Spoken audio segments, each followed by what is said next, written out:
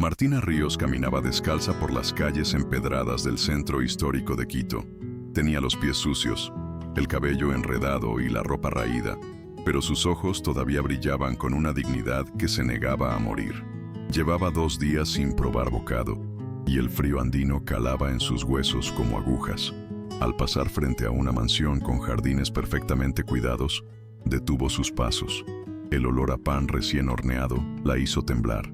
Respiró hondo, se acercó a la puerta principal y tocó, suavemente. Cuando la abrieron, dijo con voz temblorosa: «¿Puedo limpiar su casa a cambio de un plato de comida?». La mujer que abrió la puerta la miró de arriba a abajo como si hubiera encontrado un insecto. Era Luz Cardona, la estricta ama de llaves de la familia Villalobos. «Aquí no se da limosna», dijo con desdén. «Váyase antes de que llame a seguridad». Martina agachó la cabeza, lista para retroceder, pero una voz masculina desde el interior la detuvo. «¿Quién es, Luz?». Era Esteban Villalobos, el dueño de la casa, un empresario poderoso y viudo reciente, conocido por su carácter reservado. Cuando vio a Martina, se quedó inmóvil. Había algo en ella que lo desconcertó profundamente. «Déjala entrar», ordenó. Luz dudó. «Señor Villalobos, esta mujer es…». Pero Esteban la interrumpió con firmeza. «Pidió comida, no dinero. Merece una oportunidad». Martina fue llevada a la lavandería, donde le dieron un balde, un trapo y un jabón barato. «Limpia aquí, si puedes», dijo Luz con desprecio. Pero, 1 hora después, la habitación brillaba como nueva. Cada rincón estaba impecable. El piso relucía, las paredes olían a limón, y hasta el lavamanos oxidado parecía restaurado. Luz volvió, y por primera vez, se quedó sin palabras. ¿Tú qué habrías hecho en el lugar de Esteban? Comenta aquí abajo. Comparte esta historia con alguien que necesita creer en las segundas oportunidades, y no olvides suscribirte para más relatos como este. Cuéntanos también desde qué país nos estás viendo y qué hora es. Allá. Nos encanta leerte. Intrigado, Esteban pidió que le llevaran comida a la mujer, pero al saber que ella seguía en la lavandería, negó con la cabeza. «Tráiganla al comedor». Cuando Martina entró, caminando con los hombros rectos y la mirada baja, sorprendió a todos. «Gracias por su amabilidad, señor Villalobos», dijo con un tono respetuoso, educado. Esteban la observó con atención. «¿Dónde aprendiste a hablar así?». Martina respiró hondo. «Estudié en buenos colegios, antes de perderlo. Todo». Durante la comida, Martina usó los cubiertos con precisión. Dobló la servilleta al terminar y agradeció con discreción. Luz la observaba con una mezcla de desconfianza y rabia. Esteban, en cambio, no podía apartar la vista. Había una historia detrás de esa mujer, una historia que quería entender. Cuando terminó de comer, Martina se levantó. «Si me permite, señor, ¿puedo ayudar a terminar la limpieza del comedor?». Él asintió, aún intrigado. En poco tiempo, dejó la sala impecable. Cada objeto estaba en su lugar. El piso brillaba como un espejo. Pero más que la limpieza, lo que impactaba era la actitud. No había servilismo, solo dignidad. Cuando terminó, pidió permiso para retirarse. «Gracias por su generosidad». Esteban la detuvo. «¿Cómo te llamas?». «Martina. Martina Ríos». Esa noche, el nombre le dio vueltas en la cabeza como un eco. Al día siguiente, Martina volvió. Tocó la puerta con la misma humildad. «¿Puedo trabajar hoy también?». Luz bufó. «¿Otra vez tú?».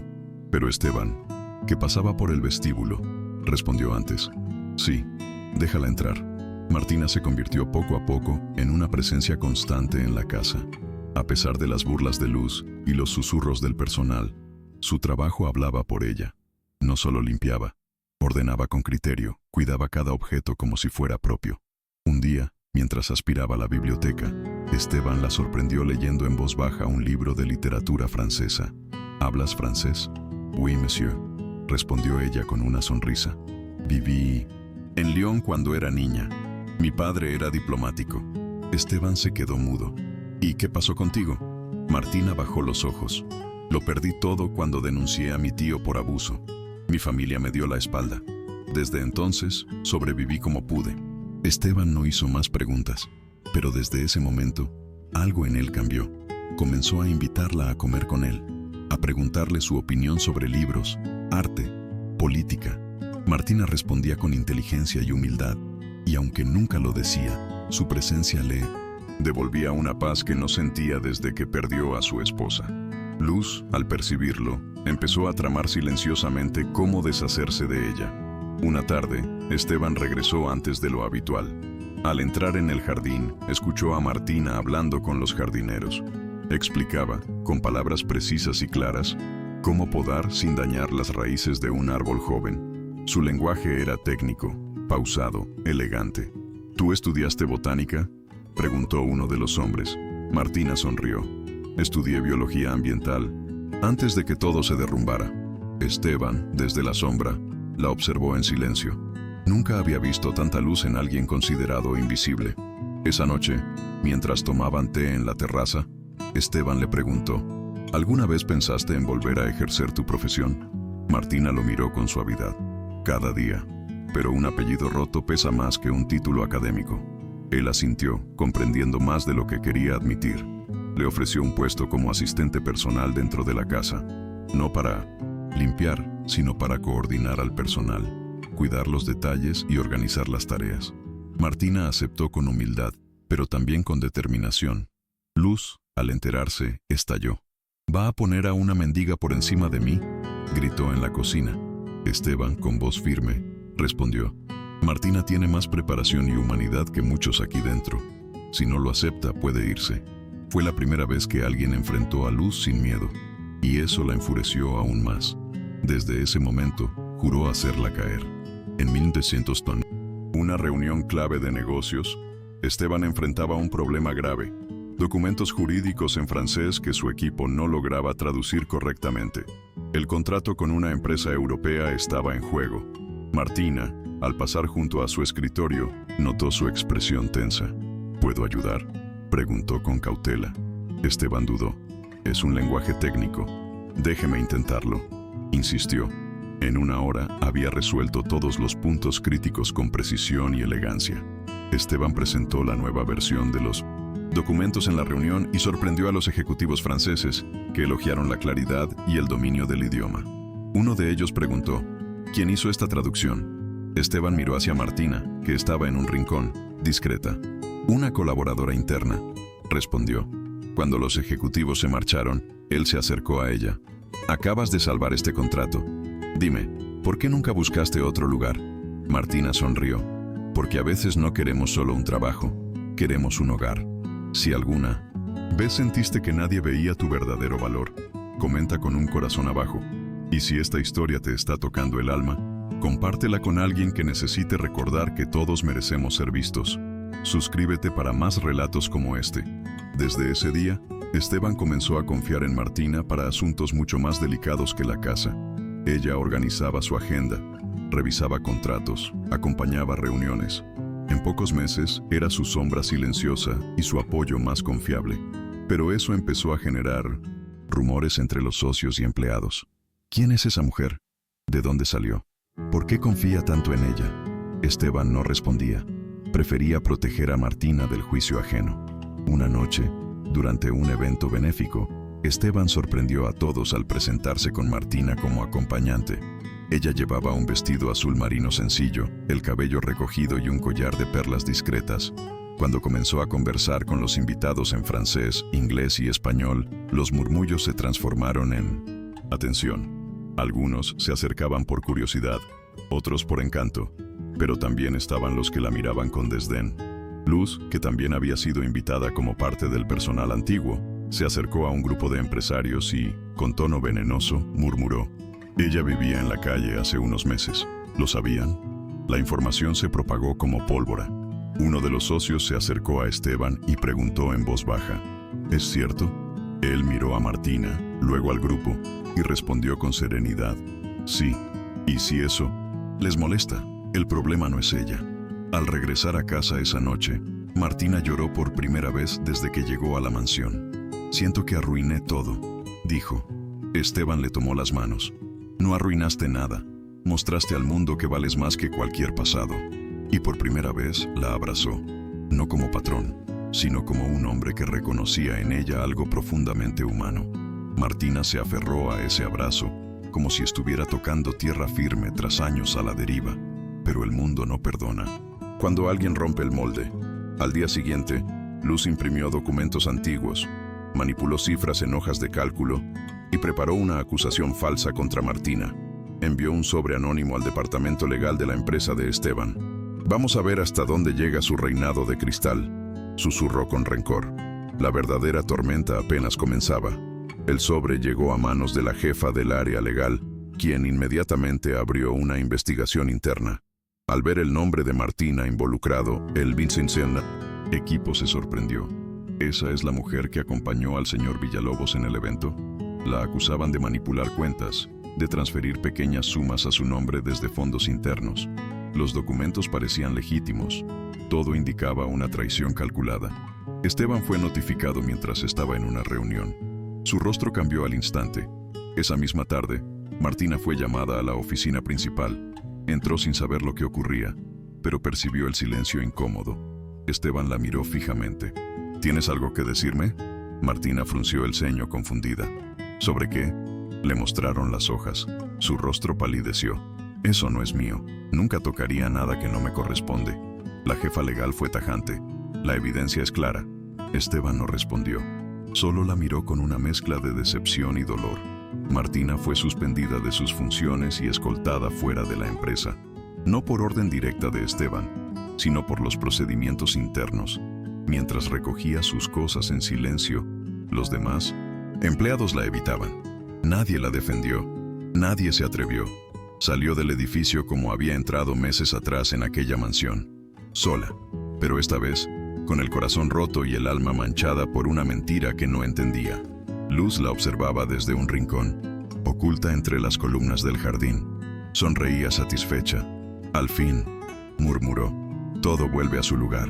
Pero lo que ella no sabía era que Martina no era la única que sentía algo raro en aquella acusación. El joven del área de contabilidad, que había trabajado de cerca con ella, encontró inconsistencias en los movimientos reportados y decidió investigar por su cuenta.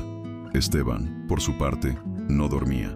Algo en su interior no le permitía creer completamente en la culpa de Martina. Recordaba cada gesto, cada palabra, cada día de trabajo junto a ella. Realmente una mujer que dormía en la calle e ignoraba los lujos, ahora estaba interesada en robar pequeñas sumas. ¿Por qué lo haría justo cuando todo estaba empezando a cambiar? Nada encajaba. Y eso lo llevó a actuar. Pidió una auditoría privada con un equipo externo. «No quiero que se filtre nada. Quiero la verdad, sea cual sea». Mientras tanto, Martina volvió a las calles. Pero esta vez, no con la misma resignación de antes. Esta vez dolía más, porque había probado el sabor de ser vista, valorada, respetada. Había sentido por un momento lo que era tener una familia. Y ahora, todo se desvanecía por una mentira calculada. En las noches, se sentaba frente al parque donde solía recoger pan viejo. Observaba a las personas pasar, sin notar que ella existía. «Todo esto fue un error», murmuraba. «Nunca debía haber tocado ese timbre aquel día». Pero en el fondo, algo le decía que aún no todo estaba perdido. Su intuición, esa que la había mantenido viva en la peor de las tormentas, le decía que la verdad siempre encuentra su camino. Una semana después, Esteban recibió los resultados de la auditoría. No solo demostraban que Martina era inocente, sino que rastreaban la manipulación hasta una cuenta interna ligada a Luz Cardona. «¿Por qué haría algo así?», preguntó uno de los auditores. Esteban cerró los ojos. «Porque hay personas que no soportan ver a otros levantarse». No dijo más. Se levantó, tomó su abrigo y salió a buscarla. La encontró en el mismo banco del parque, con la mirada perdida. Martina se sorprendió al verlo. Se puso de pie de inmediato. «Señor Villalobos». «Martina», interrumpió él. «Lo siento, te fallé». Ella no respondió. Solo lo miró con ojos llenos de lágrimas contenidas. «Quiero que vuelvas». Y esta vez, no como empleada. Martina dio un paso atrás. «No entiendo». Esteban respiró hondo. «Vuelve como socia, como la mujer que eres. Inteligente, justa, valiente». Martina no sabía qué decir. Sentía un nudo en la garganta que no la dejaba hablar. Nadie la había defendido así antes. Nadie había apostado por ella de esa manera. Finalmente murmuró: «No quiero volver por lástima». Esteban negó con la cabeza.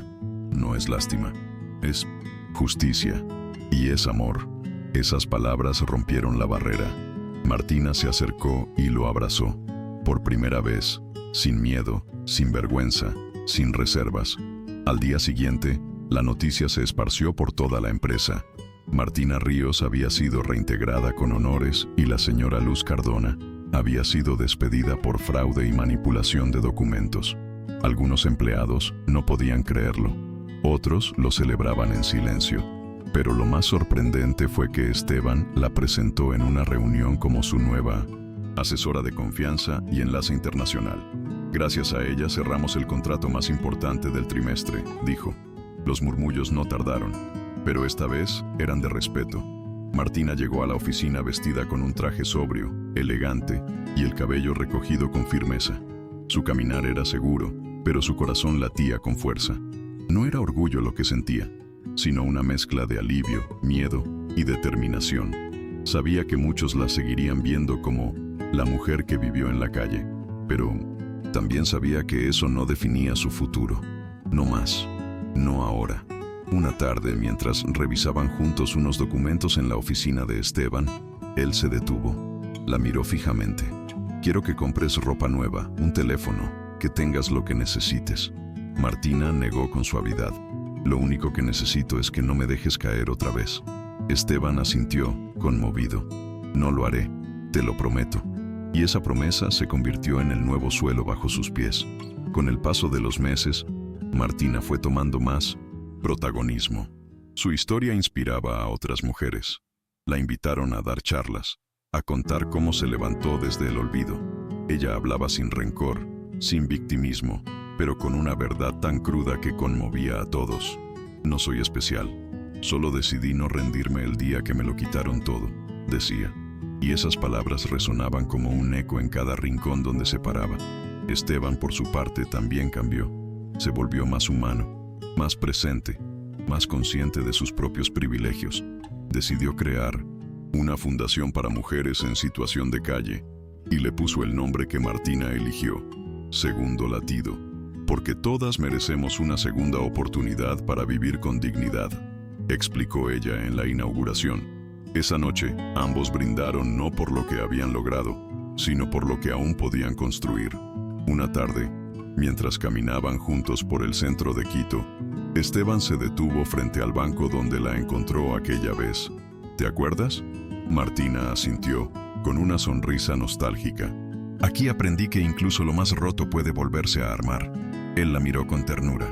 ¿Y tú crees que ya estás entera? Ella lo pensó unos segundos. No del todo, pero por primera vez ya no tengo miedo de lo que falta. Martina comenzó a escribir un libro. No una autobiografía, sino una serie de relatos breves inspirados en mujeres que conoció en la calle. Lo tituló Las Invisibles. Cada capítulo llevaba el nombre de una mujer, su historia, su dolor y su pequeña victoria. Esteban le ofreció financiar la publicación, pero ella se negó. Quiero que nazca como yo, sin nada, pero con dignidad. Y así lo hizo. El libro se convirtió en un éxito inesperado. Fue leído en universidades, recomendado en foros sociales, incluso traducido a otros idiomas. Martina se transformó en una voz para las que nunca habían sido escuchadas, y aunque los reflectores la incomodaban, entendía que ahora tenía una misión más grande que su propia historia. Una noche, durante una conferencia, una joven se acercó a ella llorando. Leí tu libro cuando estaba a punto de rendirme. Gracias por existir. Martina le tomó las manos y dijo, tú también existes. Nunca dejes que el mundo te convenza de lo contrario. Esa noche, en el camerino, Esteban le dijo, hoy hiciste más que salvar contratos. Hoy salvaste un alma. Martina solo respondió, alguien lo hizo por mí primero. Y así, sin buscarlo, Martina Ríos se convirtió en símbolo de renacimiento. No por ser perfecta, sino por ser real. Por haber caído sin perder la luz. Por haber amado después de la herida. Por haber perdonado sin olvidar. Y por haber elegido cada día ser más fuerte que su propia historia. Un domingo por la mañana, Esteban invitó a Martina a su casa en Cumbayá, donde todo había comenzado. El jardín estaba florecido, el aire fresco, y los recuerdos latían en cada rincón. Caminaron por el pasillo que antes ella limpiaba con esmero. Al llegar al comedor, él la miró con una mezcla de gratitud y vulnerabilidad. ¿Alguna vez te conté que antes de ti, esta casa me parecía un museo vacío. Martina sonrió. Ahora tiene historia. Mientras desayunaban, Esteban sacó una pequeña caja de madera. Quiero darte algo. Al abrirla, Martina encontró una llave dorada. ¿Es de la oficina?, preguntó confundida. Esteban negó. Es de esta casa. De tu casa. Si quieres quedarte, si quieres hacer de este lugar también tuyo, solo tienes que decirlo. Martina no respondió de inmediato. Sus ojos se llenaron de lágrimas. No por la llave, sino por el gesto. Esa noche, mientras acomodaba algunos libros en el estudio, encontró una vieja foto enmarcada. Era Esteban con su difunta esposa. Se quedó en silencio, observando el amor congelado en esa imagen. Cuando él entró, ella preguntó, ¿crees que ella aprobaría todo esto? Esteban se acercó, tomó la foto y la colocó de nuevo en el estante. Ella me enseñó a amar. Tú me enseñaste a volver a hacerlo. Los días siguientes estuvieron llenos de cambios. Martina comenzó a compartir decisiones importantes en la empresa, lideró nuevos proyectos sociales y se volvió la cara visible de la fundación. Aunque muchos la admiraban, también enfrentó críticas. Se aprovechó del jefe, decían algunos. Se vendió, pero ella ya no se defendía. Sabía quién era y sabía lo que había construido, paso a paso, sin atajos. Una mañana recibió una carta. Venía de su hermana menor, a quien no veía desde hacía años. Le pedía perdón. Le contaba que su tío había sido finalmente denunciado por otras víctimas, que la familia estaba dividida, pero que muchos ahora sabían la verdad. Martina leyó la carta con calma. Ya no lloraba por ese pasado, pero sintió un alivio inmenso, como si una piedra antigua se hubiera deshecho por fin. Decidió visitar a su hermana. Esteban la acompañó. Al llegar a la pequeña casa en el norte de Quito, se abrazaron en silencio. No necesitaban decir nada. Martina sabía que no recuperaría lo perdido, pero podía reconstruir algo nuevo. Esa noche, mientras regresaban en 1900 coche, Esteban le preguntó, ¿volverías a cambiar algo? Ella miró por la ventana y dijo, sí, me habría perdonado antes. Con el tiempo, Martina y Esteban decidieron mudarse juntos a una casa más pequeña, rodeada de árboles y silencio. No necesitaban lujos, solo querían paz. Martina plantó un jardín con sus propias manos. Cada flor llevaba un nombre: esperanza, valentía, silencio, renacer. Decía que era su forma de recordar las etapas de su vida. Esteban, cada vez que la veía entre la tierra y el sol, se preguntaba cómo había tenido tanta suerte. Un día, Martina recibió la invitación para hablar en una universidad en París. Era la primera vez que regresaría a Europa desde su infancia. Dudó. Tenía miedo de enfrentarse a los recuerdos, al idioma, a las calles que había dejado atrás. Pero Esteban la animó. No es tu pasado el que te espera allá, es tu voz. Y ella aceptó. Dio su charla ante cientos de jóvenes. Contó su historia sin adornos. Cuando terminó, todo el auditorio se puso de pie. Después del evento caminó sola por el Sena. Respiró hondo, cerró los ojos y por primera vez en años no sintió frío. Sentía pertenencia. Sentía que, al fin, había cerrado un ciclo. Llamó a Esteban desde un puente. Gracias por no soltar mi mano. Él respondió, gracias por enseñarme a usar la mía. Y así, a miles de kilómetros de distancia, supieron que ya no necesitaban más pruebas. Martina regresó a Quito con una nueva serenidad. No porque todo fuera perfecto, sino porque ya no le dolía ser quien era. Había cicatrices, sí, pero también había amor, propósito y verdad. Y esas eran sus verdaderas conquistas, las que nadie podía arrebatarle. Esa noche, mientras se acostaban, Esteban le susurró. Todo comenzó con un plato de comida. Martina sonrió. Y con una puerta que no se cerró. Con el paso de los años, Martina y Esteban encontraron un ritmo que no dependía del pasado ni del qué dirán. Vivían con menos, pero sentían más. Ella continuó escribiendo, asesorando proyectos sociales y acompañando a mujeres en procesos de reinvención personal. Él se dedicó a reducir su carga empresarial y abrir espacios de mentoría para jóvenes emprendedores.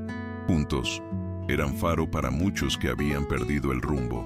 Un día, durante una entrevista para un documental, le preguntaron a Martina, ¿qué te salvó? Ella pensó por un momento y respondió, me salvó mi dignidad. Nunca la perdí del todo, solo estaba cubierta de polvo. Esa frase se viralizó en redes. Miles de personas comenzaron a compartirla, usarla, tatuarla. Martina se convirtió, sin buscarlo, en símbolo de resiliencia. Pero ella siempre respondía lo mismo. No soy un símbolo, soy una historia como la tuya. La Fundación Segundo Latido creció. Abrieron una casa de acogida para mujeres con hijos, otra para sobrevivientes de violencia y una escuela técnica. Martina insistía en que todas debían salir con herramientas, no con limosnas. No basta con rescatar, hay que empoderar, decía.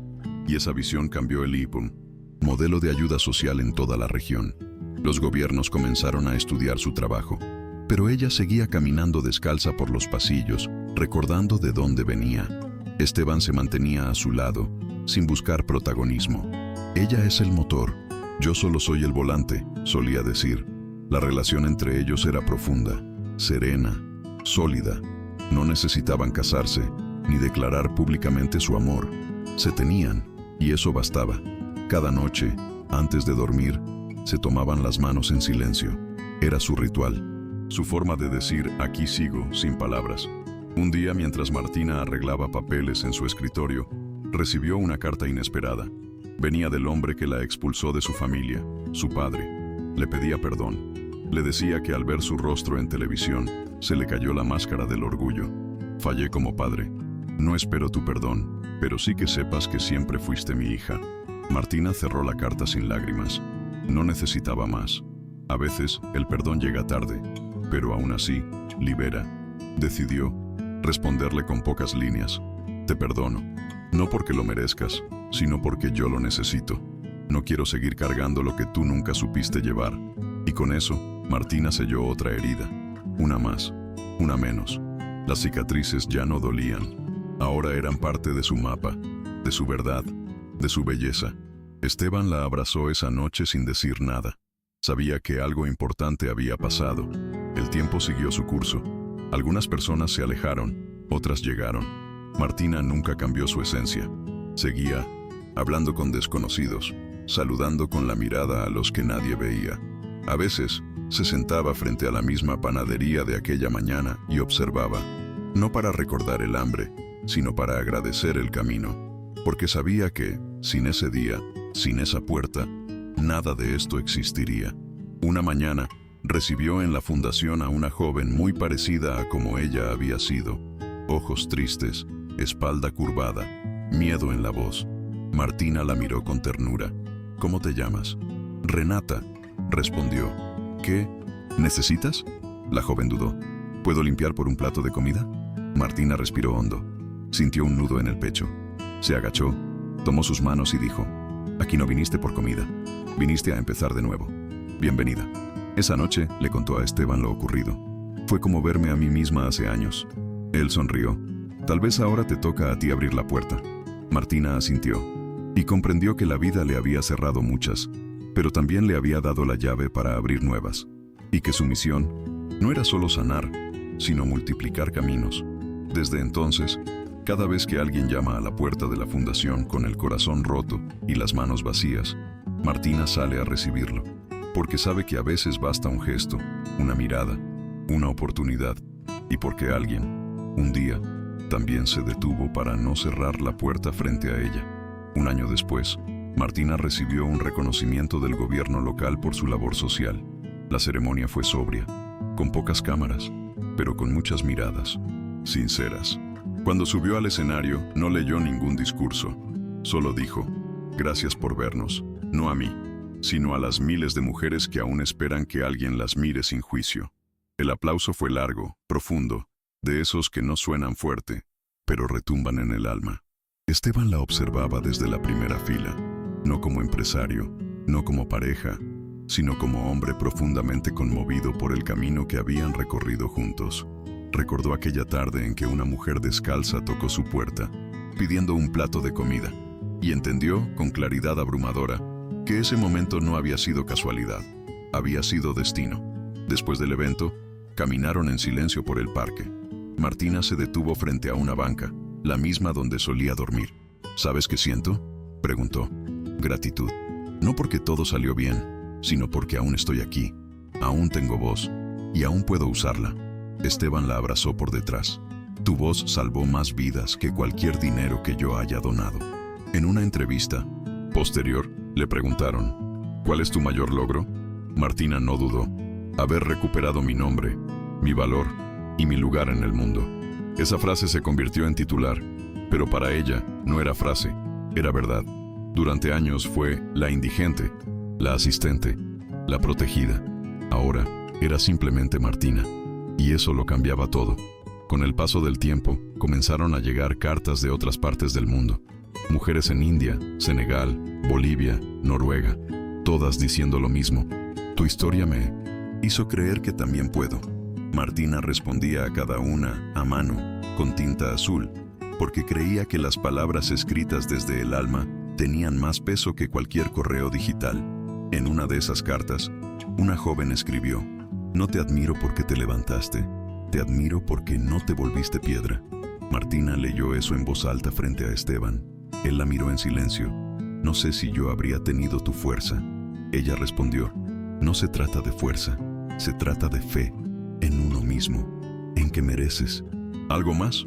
Y ese algo más era lo que ahora compartían cada día. La fundación creció aún más. Martina decidió abrir una escuela rural en los Andes para niñas de comunidades indígenas. Viajó, durmió en colchones duros, comió lo que le ofrecían con gratitud y escuchó historias que partían el alma. Pero nunca se sintió superior.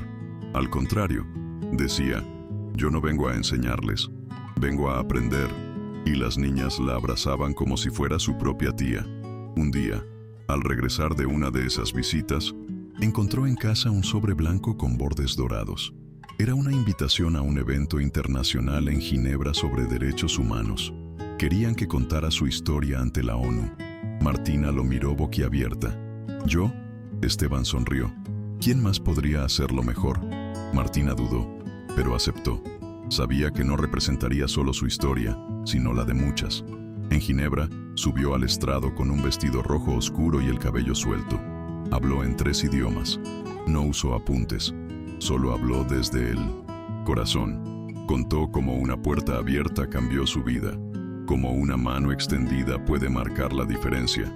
Cómo la dignidad es un derecho, no un privilegio. Cuando terminó, muchos lloraban en silencio. Y el mundo, por unos minutos, pareció más humano. Esa noche, desde su hotel, Martina escribió una frase en su diario. El polvo no cubre lo que brilla, solo lo esconde por un tiempo.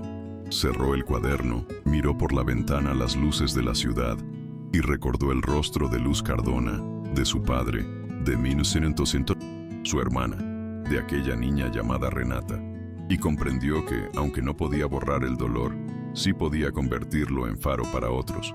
Al volver a Quito, la recibieron como una heroína, pero Martina no quería estatuas ni homenajes. Solo pidió una cosa, que el edificio principal de la fundación llevara el nombre de una mujer anónima. Llamémosla Elena, como tantas que nunca serán escuchadas. Ese gesto selló su esencia, dar voz a quienes nunca tuvieron una.